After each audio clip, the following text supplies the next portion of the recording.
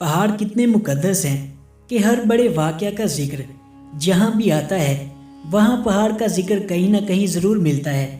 यानी हज़रत आदम अलैहिस्सलाम को ज़मीन पर उतारा गया एक पहाड़ पर। हज़रत नूह अलैहिस्सलाम की कश्ती तूफ़ान के बाद कहाँ ठहरी? जूदी पहाड़ पर। जब हज़रत हाजरा रज़ी अल्लाह अन्हा हज़रत इस्माईल अलैहिस्सलाम के लिए पानी ढूंढती रही थी तो वो कहाँ दौड़ती थी? सफ़ा और मरवा पहाड़ों के दरमियान। हज़रत मूसा अलैहिस्सलाम को अल्लाह ताला ने कहाँ बुलाया? कोहे तूर पहाड़ पर। जब हज़रत दाऊद अलैहिस्सलाम अल्लाह ताला की हमद बयान करते थे तो परिंदे और पहाड़ उनके साथ तस्बीह किया करते थे। हज़रत ईसा अलैहिस्सलाम कहाँ जाकर इबादत किया करते थे? एक पहाड़ पर। हजूर नबी पाक सल्लल्लाहु अलैहि वसल्लम को पहली वही गारे हिरा में कहाँ आई? जिबले नूर पहाड़ पर। दोस्तों, पहाड़ एक बुलंद और पुरस्रार मखलूक है। सदियों से ये इंसान के लिए हैरत, खौफ, ताकत और रूहानी बुलंदी की अलामत रहा है। दुनिया के तमाम मज़ाहब में पहाड़ों का एक ख़ास मुकाम है और तारीख़ में भी ये अहम किरदार अदा करते हैं। कदीम तहज़ीबों में पहाड़ों को मुक़द्दस समझा जाता था। यूनानी देवमाला में माउंट ओलंपस को देवताओं का घर माना जाता था।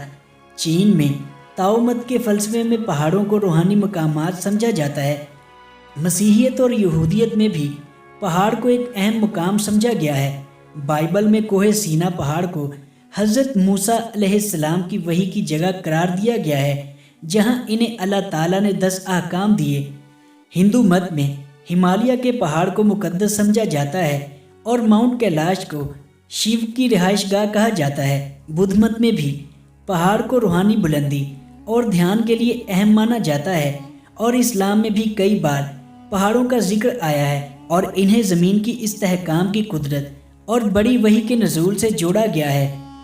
अल्लाह ताला कुरान करीम में फरमाते हैं, और हमने पहाड़ों को मेखों की तरह गाड़ दिया।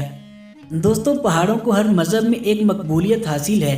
बेशक अल्लाह ताला की इस कवीउल जस्सा मखलूक को ऐसे ही नहीं पैदा किया गया और दज्जाल से बचने के लिए लोग कहाँ जाएंगे?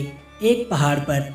आका करीम सल्लल्लाहु अलैहि वसल्लम का सफ़र मिराज शुरू हुआ पहाड़ से, जिसे आज हम टेंपल माउंट के नाम से जानते हैं।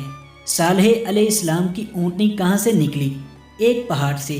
प्यारे दोस्तों, पहाड़ों को मुकद्दस मानने का तसव्वुर दुनिया भर के मज़ाहब, सकाफ़तों और फ़लसफ़ों में पाया जाता है।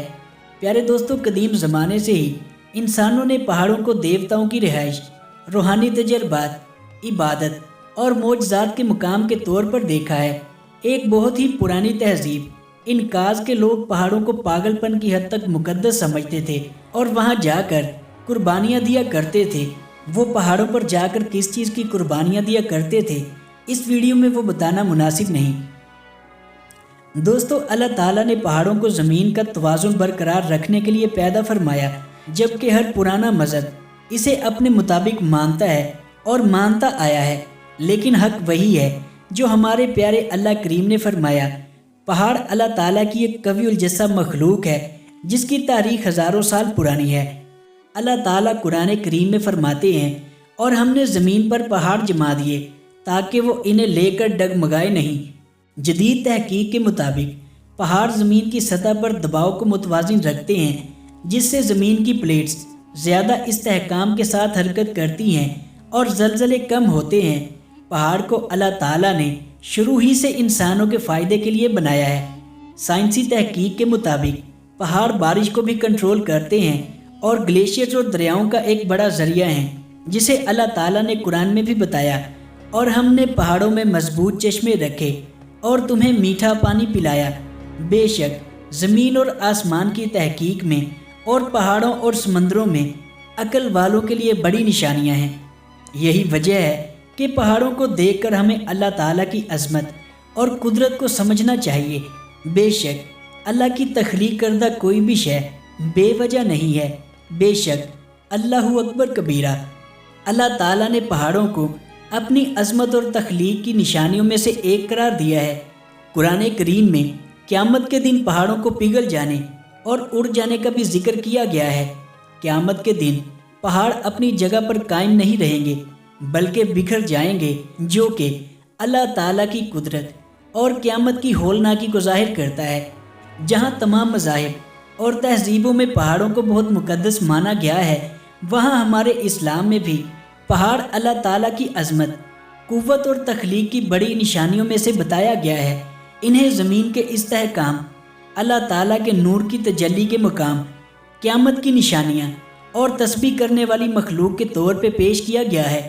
قرآن و حدیث میں پہاڑوں کا ذکر بار بار آتا ہے، جو کہ اللہ تعالیٰ کے نظام کائنات میں ان کی اہمیت کو واضح کرتا ہے۔